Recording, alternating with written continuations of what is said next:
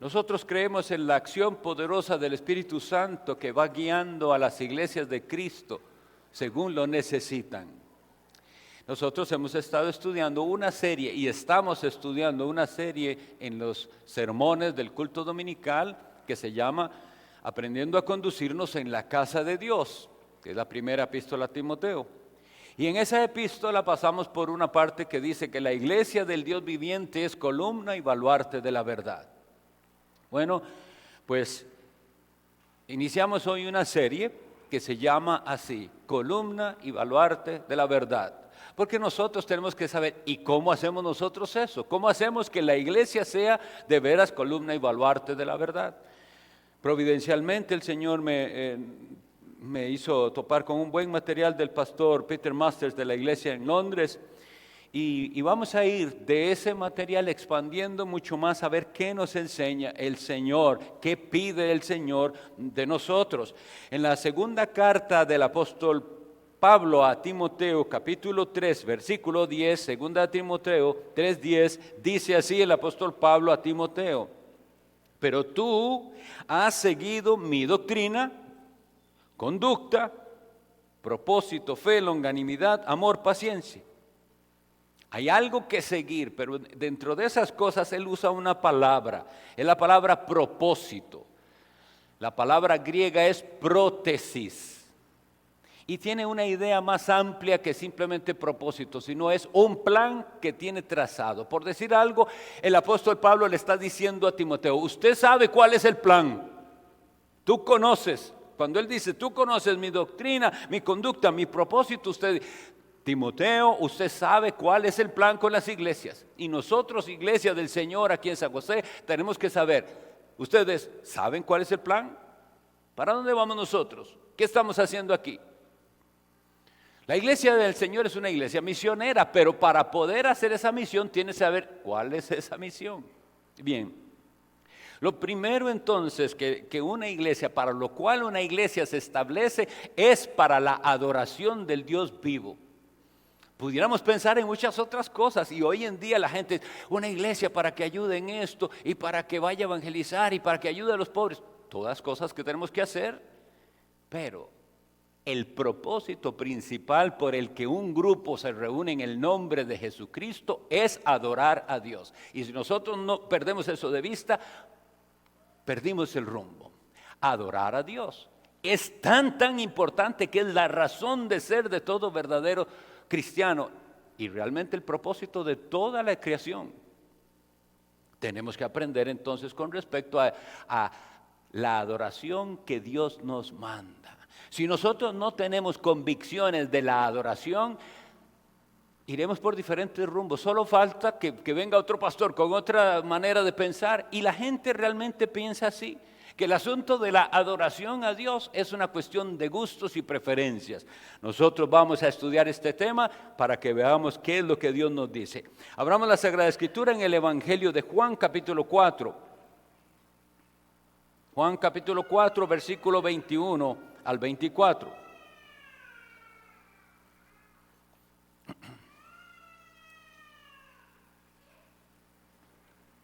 Ese es el encuentro de Jesucristo con una mujer samaritana, es decir, con una mujer no judía, sino samaritana. Los samaritanos decían también adorar al mismo Dios que los judíos, a Jehová, el Dios de Abraham, de Isaac y de Jacob.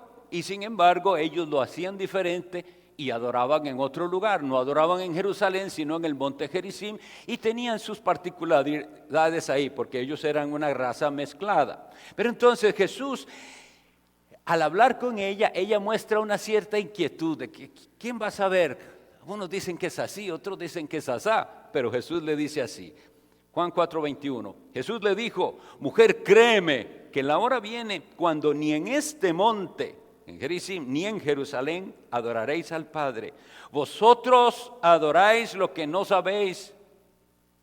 Entonces, en el 23 nos dice, mas la hora viene y ahora es cuando los verdaderos adoradores adorarán al Padre en espíritu y en verdad, porque también el Padre tales adoradores busca que le adoren. Dios es espíritu y los que le adoran en espíritu y en verdad es necesario que le adoren. Como les decía, lo que prevalece en las iglesias es una cuestión de gustos. La gente va a la iglesia de su preferencia y suele decir, me sentí bien ahí. Bueno, déjeme decirle que aquí no es tan importante si usted se siente bien o si yo me siento bien, sino esto es lo que agrada a Dios. Eso es lo que va a ser importante para aquí.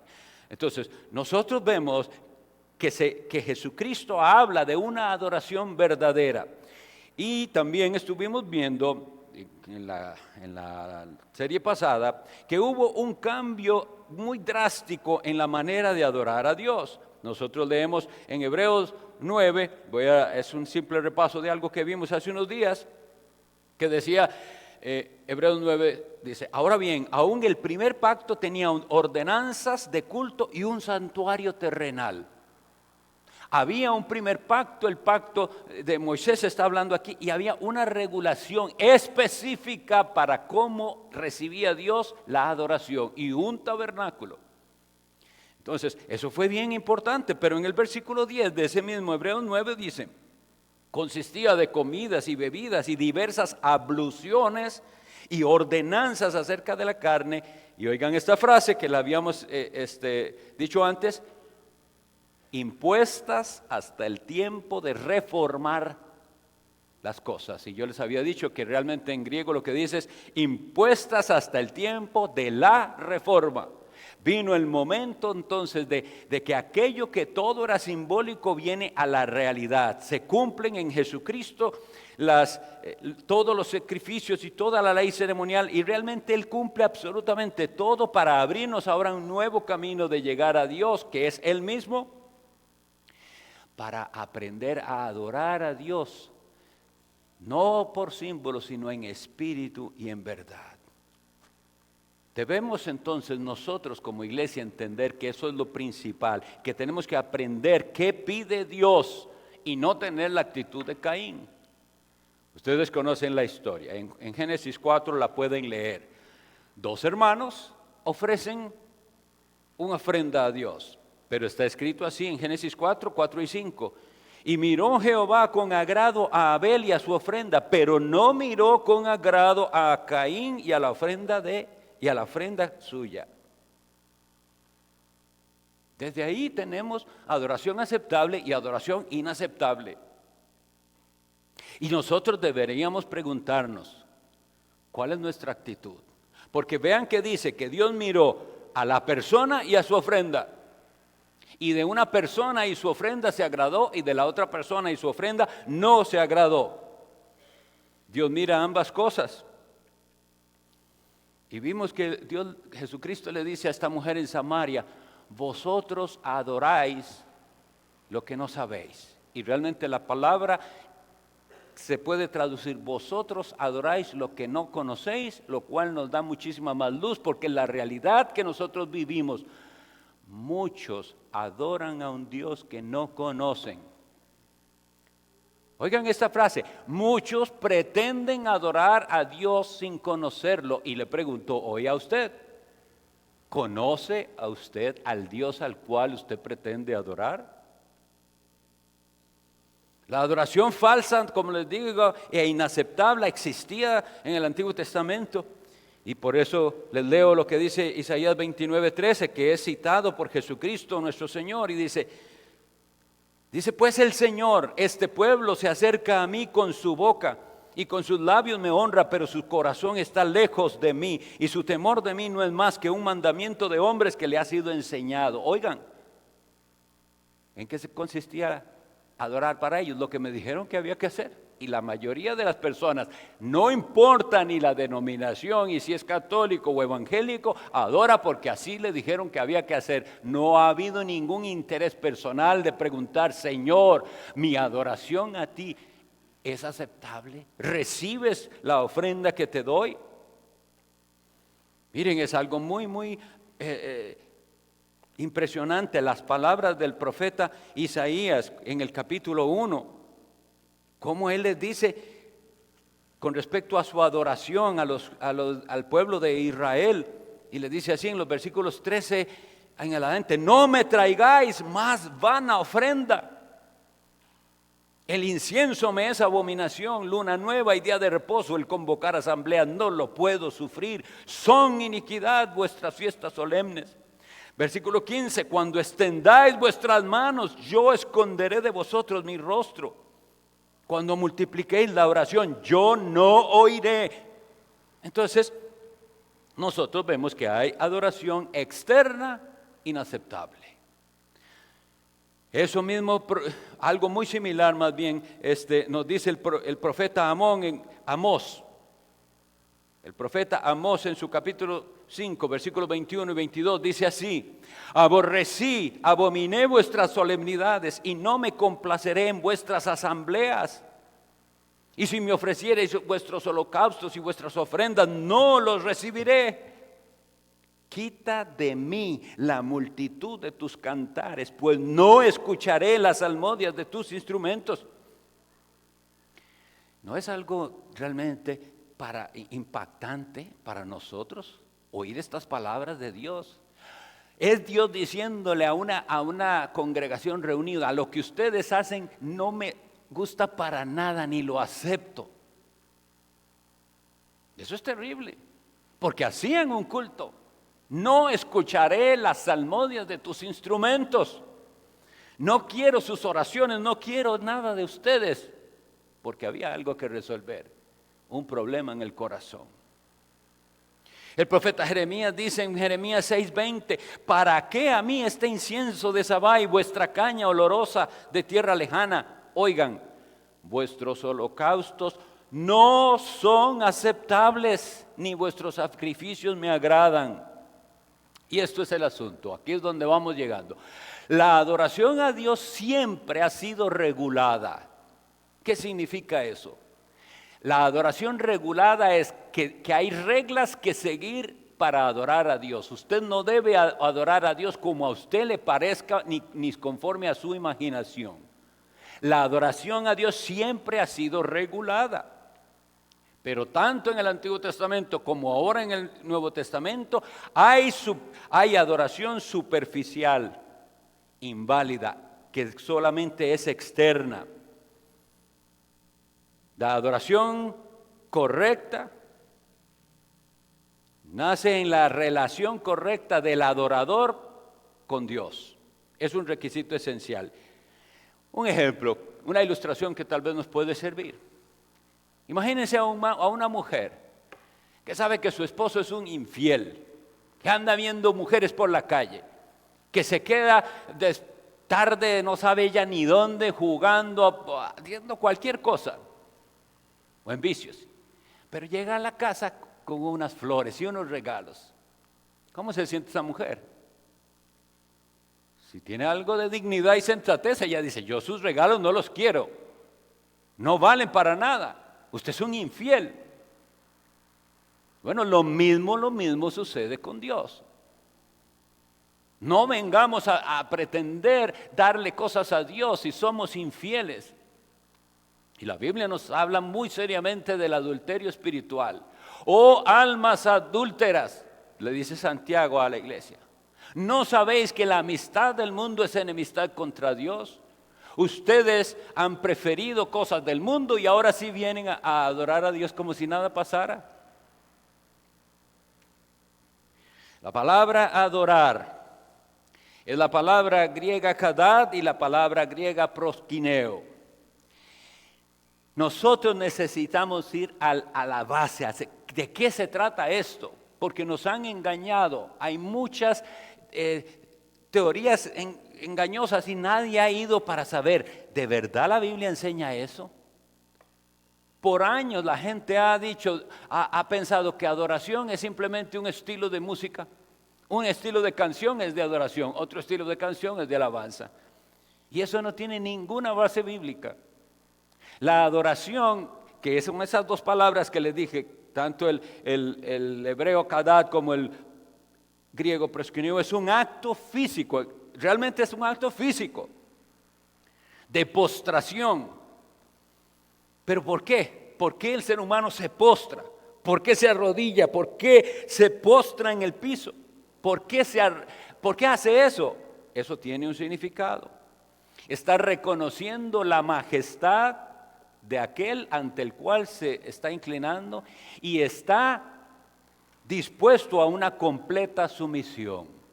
Por eso es que es tan molesto para Dios verlos ahí. Dice, ustedes vienen y hacen eso como si de verdad estuvieran reconociendo la grandeza de Dios y como si de verdad estuvieran dispuestos a obedecer. Y después van y viven como ustedes quieren.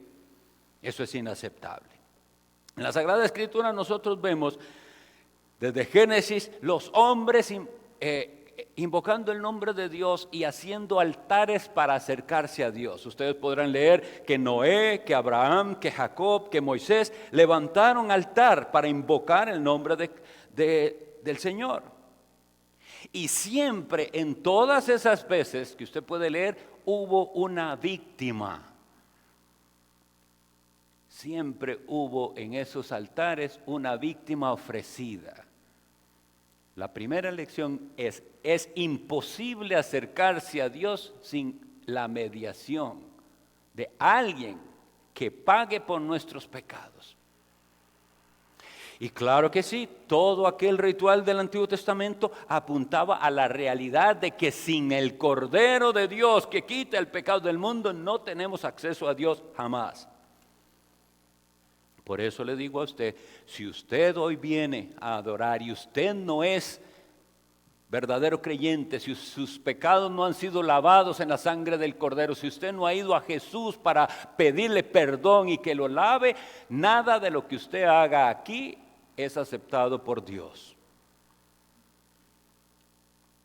Esa actitud de adoración se ha perdido y entonces han hecho de las iglesias una especie de espectáculo, un lugar para ir a pasar un buen rato con gente con la cual me llevo bien. Y si nosotros hemos de entonces de mantener ese estándar que la iglesia es columna de baluarte de la verdad, lo primero que debemos entender es cuál es la adoración que Dios acepta y regirnos por ella. Ahora y siempre, sea quien sea que llegue a ser pastor de la iglesia se va a caracterizar o debería caracterizarse por una adoración pura, regulada por las Sagradas Escrituras. En el libro de Deuteronomio, capítulo 12, versículos 11 y 14, leemos algo bastante importante. Leámoslo por favor. Deuteronomio 12, versículos 11 al 14. Y al lugar que Jehová vuestro Dios escogiere para poner en él su nombre, allí llevaréis todas las cosas que yo os mando, vuestros holocaustos, vuestros sacrificios, vuestros diezmos, las ofrendas elevadas de vuestras manos, y todo lo escogido de los votos que hubierais prometido a Jehová. Oigan qué bello esto. Y os alegraréis delante de Jehová vuestro Dios, vosotros, vuestros hijos, vuestras hijas, vuestros siervos y vuestras siervas, y el levita que habita en vuestras poblaciones, por cuanto no tiene parte ni heredad entre vosotros. Versículo 13.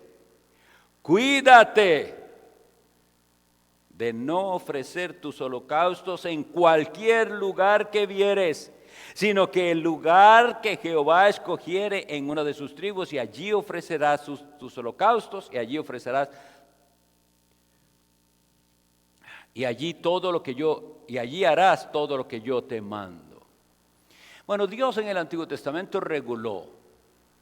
Debe ser adorado, pero no como usted quiere ni donde usted quiere. Hay un lugar que Dios estableció, el lugar donde Él puso, dice, su nombre. Él escogió un lugar para poner allí su nombre. Aquel lugar era el tabernáculo primero, luego el templo de Dios en Jerusalén, pero como vimos, ya algo cambió. En Hebreos 9 leímos, todo eso era hasta el tiempo de tener la realidad de las cosas. Y ahora el templo de Dios está formado por los creyentes. Dice así, primera a los Corintios 3:17, si alguno destruyere el templo de Dios, Dios le destruirá a él, porque el templo de Dios, el cual sois vosotros, santo es. Nosotros entonces formamos el templo de Dios, como lo dice el apóstol Pedro en su primera epístola, es un edificio. Nosotros somos las piedras de ese edificio, los bloques, piedras vivas. Somos el templo de Dios. ¿Por qué esto es importante? Porque si antes Dios dijo, usted no adora donde quiera, usted no puede simplemente decir, aquí están unos cuantos amigos, hagamos aquí esta reunión y ya esto es nuestra adoración a Dios y celebremos la cena entre nosotros. No, Él designó un lugar, su templo, antes el tabernáculo, luego el templo en Jerusalén y ahora la iglesia. Es una comunidad que se reúne en el nombre de Jesucristo, bajo un pacto de andar según las ordenanzas de Dios. Por eso, nosotros nos reunimos para ofrecer juntos a Dios la adoración. En cuanto a esto de la adoración, hay maneras de entenderlo y hay controversias. Hay quienes tienen lo que se dio en llamar el principio normativo de la adoración. Básicamente los luteranos y los anglicanos tienen ese concepto. ¿En qué consiste? Bueno, ustedes saben que la reforma protestante lo que hace es separarse de la Iglesia Católica Romana. Y al separarse, tanto los luteranos como los anglicanos y otros también, en alguna menor medida, pero ven el culto católico y dicen, lo que tenemos que quitar es todo lo que Dios ha prohibido. Entonces quitaron imágenes, dejaron de adorar la hostia en la comunión, cosas que ellos dijeron, Dios, esto es prohibido por Dios. Pero lo que Dios no había prohibido, ellos pensaron, bueno, si Dios no prohibió que tengamos aquí candelero, pongamos velitas. Pensaron así, mientras Dios no lo haya prohibido, dejémoslo ahí. Ese se llama el principio normativo. Nosotros nos adherimos a otra cosa que se llama principio regulativo. Y es importante que lo tengan aquí porque significa esto, que en lo que se refiere al culto a Dios, nosotros razonamos de esta manera: si Dios no lo ha mandado, no tenemos por qué hacerlo. Por eso la iglesia va a estar bien interesada en ver si todo lo que hacemos es conforme a lo que Dios mandó. Y poco a poco, conforme Dios nos va dando más luz, puede ser que quitemos más cosas que hacemos que Dios no nos mandó a hacer. O puede ser que conforme vamos avanzando, vemos cosas que Dios mandó que hiciéramos y no las estamos haciendo. Así ha sido el camino de las iglesias que solemos llamarnos reformadas. Es un deseo de hacer solo lo que Dios mandó. Ahora, algunos no entienden esto del principio normativo y regulativo y dicen, no, si todo hay que hacerlo para la gloria de Dios, ¿acaso uno se rige en la vida por todo lo que diga la Biblia? ¿Dónde dice la Biblia que hay que lavarse los dientes? Razonan de esa manera. Y piénsenlo bien, realmente ellos están entendiendo, bueno, nosotros lo que estamos diciendo es, sí, todo lo hacemos para la gloria de Dios, pero lo que nosotros hacemos cuando estamos reunidos en el día del Señor para adorarle a Él es diferente de todo lo demás. ¿Ven? Esa es nuestra diferencia. Nosotros creemos que Dios sí regula esta reunión diferente de como Dios regula lo demás. Es decir, por ejemplo, nosotros vemos instrucciones muy específicas que Dios da a la iglesia cuando se reúne como iglesia. Esa es la frase importante. En 1 Corintios 11:18 el apóstol Pablo les dice, pues en primer lugar, cuando os reunís como iglesia, vean qué importantes esas dos palabras, como iglesia. Ustedes pueden reunirse por otras razones, para otras actividades de fe. Y eso es válido, pero dice, cuando os reunís como iglesia, eso no es celebrar la cena del Señor. Les dice, ustedes lo que hacen no es la cena del Señor. Están equivocados, están reunidos, pero hacen las cosas a su manera, así no es. Y él tuvo que decirles, porque los ágapes son válidos. Los ágapes llamamos esas reuniones de compañerismo y de amor cristiano donde comemos juntos, todo eso es válido, pero eso no es, dice él. ¿Ven? No es lo mismo cuando nos reunimos como iglesia. Las regulaciones que Dios da para la iglesia no aplican necesariamente en otros contextos. Por ejemplo, en 1 Corintios 14, 29 y 34 dice así: asimismo los profetas hablen 2 o 3 y los demás juzguen. Y también dice la Escritura: vuestras mujeres callen en las congregaciones. Pero se está hablando de algo específico, de un lugar y un momento específico. ¿O es que creen ustedes que es en vano que puso en la congregación, en la reunión de la iglesia, en esa adoración? Los que están mandados a presidir la reunión son los que Dios asignó, los líderes que son varones. Igual como en las casas, a los que Dios puso como líderes en las casas son los papás, el padre de familia. Pues entonces aquí nosotros vemos, en otro contexto es diferente. En su trabajo resulta que la jefa es una mujer, eso es, son otros contextos, pero en la iglesia del Señor hay reglas que Él pidió, que no aplican entonces para otra. Por ejemplo, eso dice 2 o 3 y ya no más. Pero ustedes y yo podemos tener otras reuniones en las que hablan muchos más, pero es que no son el culto. Y podemos hacer otras cosas, pero esto nos debe hacer pensar, ¿no es cierto que le hemos pasado por encima a estos mandamientos? Y se han hecho en las iglesias cualquier cantidad de actividades que son entretenidas y que a la gente les gusta, pero que Dios nunca las mandó. En la iglesia se ofrecen sacrificios espirituales ahora. Primera carta de Pedro, capítulo 2, versículo 5, dice: vosotros también, como piedras vivas, sed edificados como casa espiritual y sacerdocio santo. Atentos a esto: para ofrecer sacrificios espirituales aceptables a Dios por medio de Jesucristo. Pueden ser inaceptables si no son por medio de Jesucristo. Si usted no tiene verdadera fe en el Hijo de Dios, no es aceptable su adoración. Pero también usted pudiera pensar que usted tiene fe en Jesucristo verdadera y su sacrificio seguir siendo inaceptable porque está haciendo las cosas a su manera y no como Dios pide. Los ancianos de la iglesia, comprometidos con Dios y su labor, deberían vigilar que esas ofrendas que se traen, no estamos hablando de lo material, aunque lo incluye, es todo lo que hacemos, es nuestra ofrenda a Dios, que sea aceptable. Ezequiel 44, 23 dice, recuerden que esta es la tarea que Dios había dado a los levitas, pero no la cumplieron. Entonces Dios promete que en el futuro haría esto. Ezequiel 44, 23. Y enseñarán a mi pueblo a hacer diferencia entre lo santo y lo profano, y les enseñarán a discernir entre lo limpio y lo no limpio. Hermanos, esto es lo que no se hizo. Y los pastores no pararon la entrada de ciertas actividades y de cierta música y de ciertos instrumentos, no pararon nada. Sigan todo, es para el Señor. Bueno, como es para el Señor, no puede ser cualquier cosa. Tienen los líderes de la iglesia, los ancianos, que verificar y enseñarle a la gente que hay una diferencia entre lo santo y lo profano. La música del mundo no puede traerse a la iglesia porque es del mundo.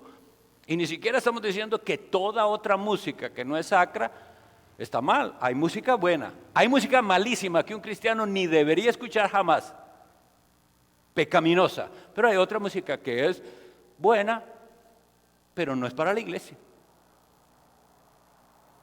Y solo hablando de música, de cualquier otra actividad. No tiene nada de malo hacer una reunión con los niños y poner unos títeres y hacerlos reír y tal vez tener una enseñanza con respecto a eso. No tiene nada de malo. En la iglesia no, porque Dios no mandó tal cosa en la iglesia. Y entonces ustedes verán que todos los elementos de la iglesia vamos a procurar ver que Dios los aprueba. Dice la Sagrada Escritura en Levítico 9:6, y esto es bien importante, porque por lo que sigue en Levítico 10, vean. En Levítico 9:6 dice: entonces Moisés dijo, esto es lo que mandó Jehová, hacedlo. y la gloria de Jehová se os aparecerá. Vean qué lindo esto. Moisés dice, Dios manda hacer esto. Si ustedes lo hacen, la gloria de Dios vendrá. ¿Y qué pasa?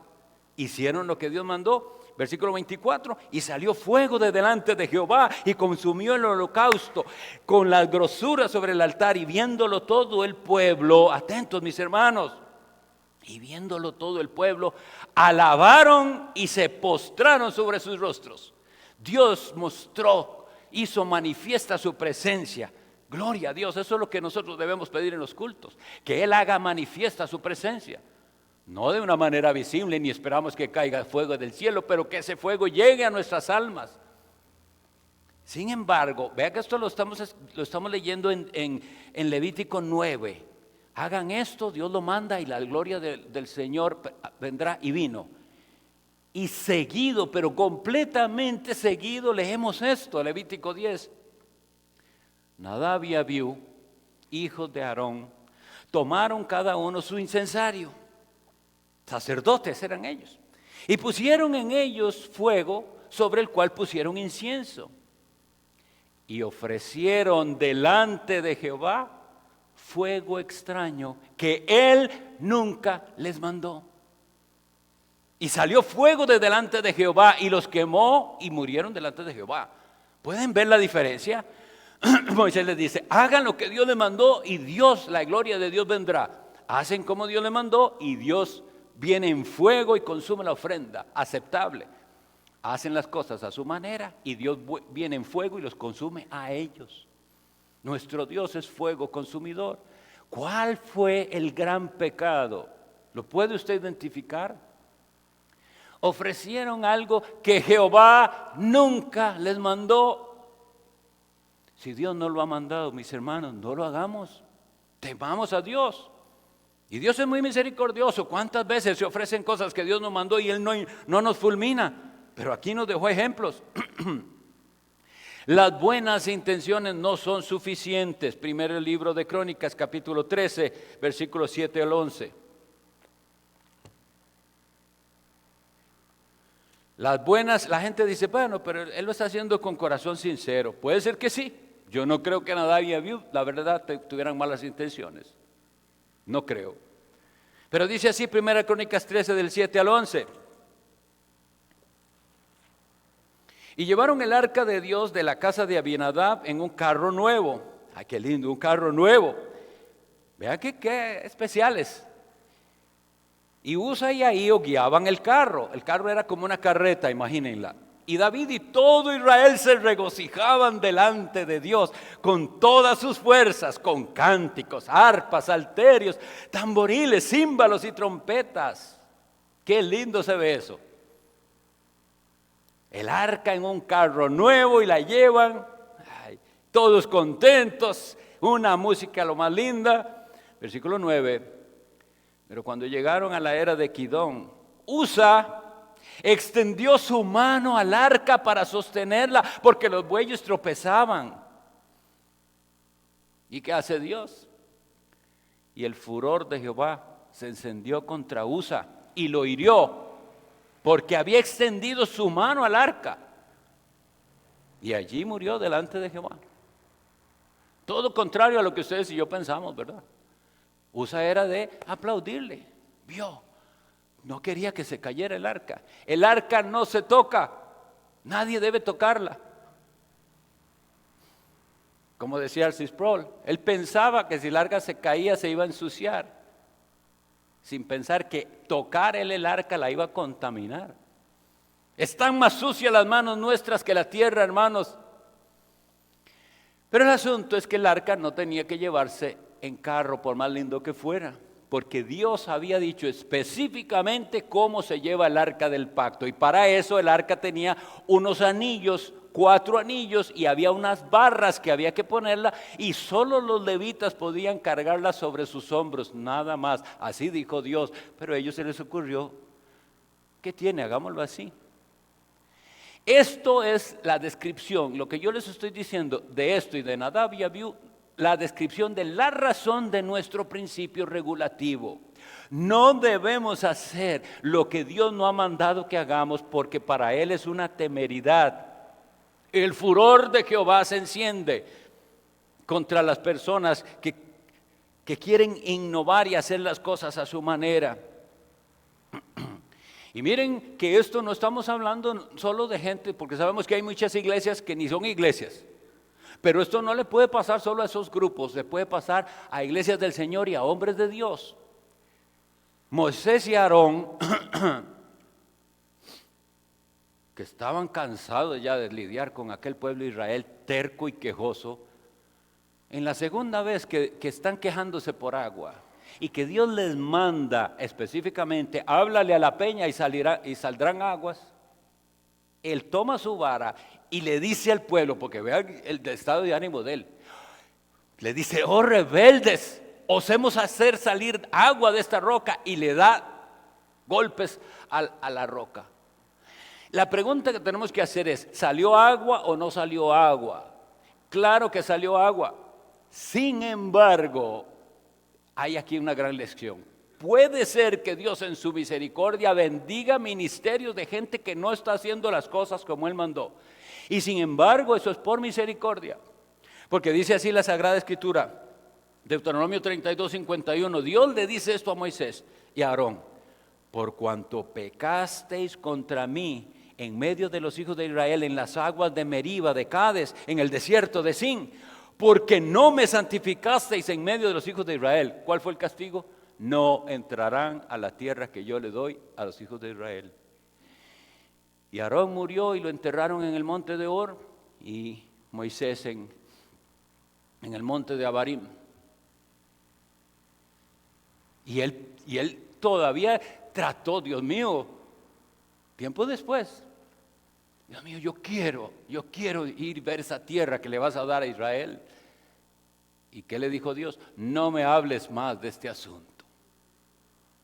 ¿Y por qué lo hizo Dios? Porque la gente tenía que entender, aunque sea el hombre de Dios, el gran hombre de Dios que fue Moisés, pero si hizo las cosas como Dios no le mandó, eso tiene consecuencias. Y tuvo unas consecuencias durísimas, no haber santificado. Porque santificar el nombre de Dios no es una cuestión sentimental o emocional. Santificarlo es obedecerle. Cuando nosotros oramos, santificado sea tu nombre, ¿qué estamos pidiendo? Que el nombre de Dios sí se ha tenido en alta estima, pero estamos diciendo que Dios sea obedecido. Les decía entonces que vamos a ver si corro a la cantidad de material que tenía, para la vida general podemos aplicar un principio normativo. Es decir, en toda su vida, de entre semanas, las 24 horas, usted puede decir, bueno, si no es pecado, si yo no veo que esto contradice la palabra de Dios, hágalo. Pero recuerden aquello que les decía, comprobando lo que es agradable al Señor, Efesios 5:10. Compruebe, esto le agradará al Señor. El cristiano no solo vive diciendo, ¿qué tiene de malo? No, le agrada esto al Señor. Y si usted piensa que le puede agradar, también piense lo que dice Filipenses 1:10, para que aprobéis lo mejor, a fin de que seáis sinceros e irreprensibles para el día de Cristo. Eso es como vivimos, simplemente pensando, bueno, creo que está bien, usted ejerce discernimiento, aplica los principios de la palabra, pero para la adoración nosotros no aplicamos ese principio. Para la adoración nosotros preguntamos, ¿y Dios lo mandó así? Y si Dios no lo mandó, entonces no debemos hacerlo. Es Éxodo 26:30, le dice Dios a Moisés, alzarás el tabernáculo conforme al modelo que te fue mostrado en el monte. Y en Hebreos 8:5 leemos, los cuales sirven a lo que es figura y sombra de las cosas celestiales. Eso era el pacto antiguo, figura y sombra de las cosas celestiales, como se le advirtió a Moisés cuando iba a erigir el tabernáculo, diciéndole, mira, haz todas las cosas conforme al modelo que se te ha mostrado en el monte. Hermanos, el tabernáculo y el templo no lo hacían a gusto personal. Es como Dios mandó, Él mostró un modelo en el monte que debía ser seguido. Dios ha establecido, mis estimados hermanos, los elementos de la adoración en el nuevo pacto. Y sin embargo tenemos libertad en cuanto a las circunstancias. Dice la Biblia si debemos usar bancas o banquillos O dice la Biblia, si mejor quitamos todo y estamos de pie o nos sentamos en el piso. Cosas así no están reguladas. Esas llamamos circunstancias de la adoración. Porque alguien igual sin entender dice, pero mire, ustedes usan micrófono y la Biblia ¿dónde dice que usen micrófono? Hay que hacer una diferencia entre los elementos de la adoración y las circunstancias en que adoramos. Eso es algo que vamos a tener que ir aprendiendo. ¿Cuáles son los elementos de la adoración? ¿Qué pide Dios de nosotros? Y mantener esa adoración lo más pura posible. Porque ¿qué es lo que deseamos? Eso que decíamos, que leíamos ahí, lo mismo que se le decía a Israel se nos dice a nosotros. Te alegrarás ahí, en el lugar que yo escogí. ¿Cuál es el lugar que Él escogió? Bueno, para nosotros pero si Dios nos moviera de aquí algún día, pues ese es el lugar. Donde sea que está el pueblo de Dios reunido en el nombre de su Hijo Jesucristo, ese es el lugar que Dios mandó y hemos de hacer las cosas como a Él le agradan.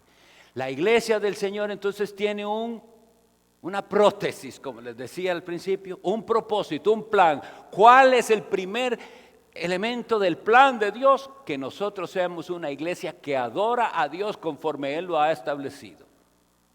Podemos hacer otras cosas y las vamos a estudiar, ¿qué vamos a hacer? Pero la primera es, ustedes y yo seamos una iglesia que adora a Dios solamente conforme Él lo ha revelado. Eso es lo que significa adorar en espíritu y en verdad.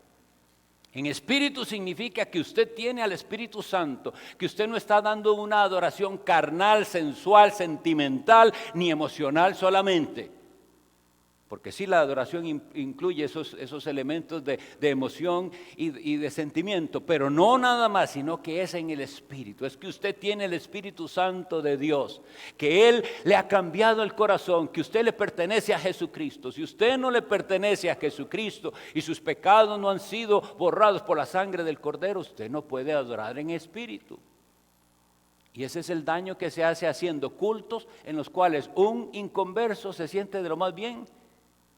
El culto debe ser tal que el que no tiene el Espíritu Santo, él se pregunta adentro, aunque no lo diga, ¿por qué yo no puedo adorar como ellos ni disfrutar lo que ellos disfrutan?